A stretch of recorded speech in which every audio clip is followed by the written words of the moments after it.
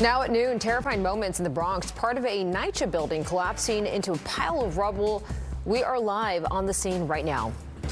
Welcome to the Noon and Bianca Peters. Officials say it was an incinerator shaft on the corner of the high-rise building that came crashing down, bringing part of the facade with it.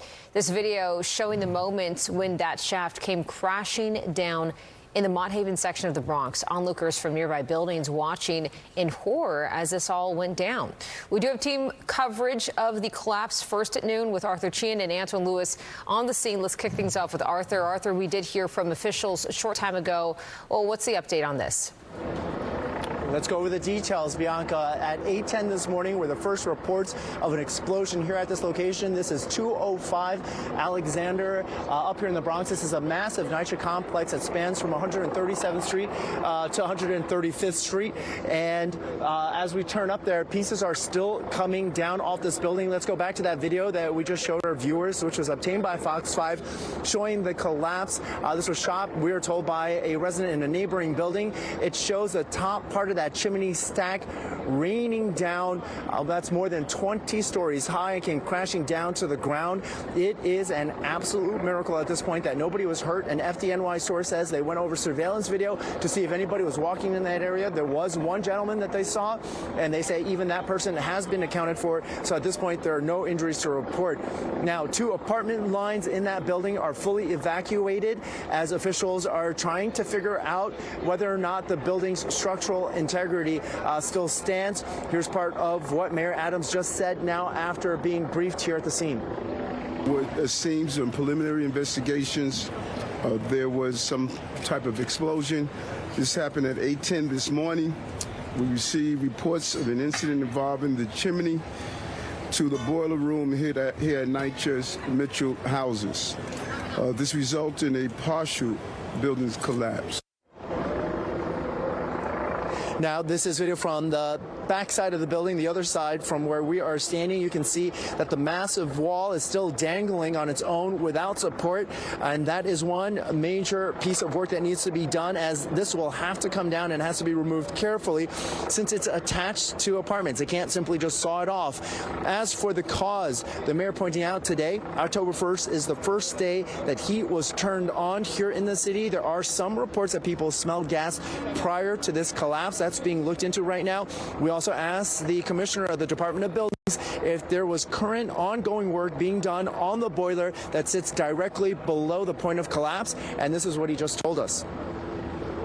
My understanding is that work was being done on the boiler. I don't know if our friends at Fire or Con Ed want to speak to that. A permit was pulled and work was being done on it actively. All right. Well, there are 2 issues at this point. The first one is, when will residents be able to go inside? And then the other point is, because this was a boiler, it might be the main boiler for the entire complex here. Will it interrupt gas, which means heat, hot water, at this crucial time when temperatures today started dipping? But really, the key thing is to remember that we are thankful that nobody was hurt in this. The investigation continues. Right now, let's go over to my colleague Antoine Lewis, who is on the other side of this building. He's been talking to people on that side. Antoine. Arthur, that's right. Just to put it in perspective, everybody, Arthur is on the opposite side of where we are right now. What you're seeing behind me is what's called the collapse zone. Photojournalist Maura Bertoli is giving you a look at it right now. This contains the pile of bricks, believe it or not, the air conditioning units, as well as other debris that fell once this building partially collapsed. Now, also here, just arriving on the scene, Bronx Borough President Vanessa Gibson is here. Other high-ranking members of the NYPD, they're all observing this, looking at this scene right now. We can also let you know that officials told us that they searched this pile of debris, this collapse zone, with dogs to make sure that there were no victims, no one was trapped. And as Arthur just pointed out, thankfully, that does not appear to be the case. Take a look at the top of this building, though. Maura's going to zoom up now so you can get a look at that. And this is the top of a 20-story building here. It was opened in 1966. This is the Mitchell houses. And you can just see on the way down where those bricks fell, just from the top of that, where that shaft was when it happened. happened. And as you come down to take a look at that, we want to show you where it ends up, because once we get to the full look of that, you'll see that the debris fell right on top of a playground. And given that this happened at 8:10 in the morning, thankfully there were no families out, no one with walkers trying to see the kids. We know that the older kids were in school, of course, but it is absolutely a miracle that no one was injured. Nonetheless, we spoke to some of the residents who described what they saw, who told us what they heard, and just take a listen to what some told us earlier. So I was in there with my 3-month-old, and you feel like you feel the explosion happen. You can smell it slightly, you feel it. I look outside the window, I see people, they staring at the building. Again, it happens. You start to see smoke. People is like standing down, they going like this, they like, get out, the building is collapsing. So instantly, I took my 3-month-old, panicked a little bit. My mother was in the building. I got a call from my sister. They were panicked. They were surprised. They heard a big boom. They don't know what happened. They heard that maybe a car broke into crashed into the building.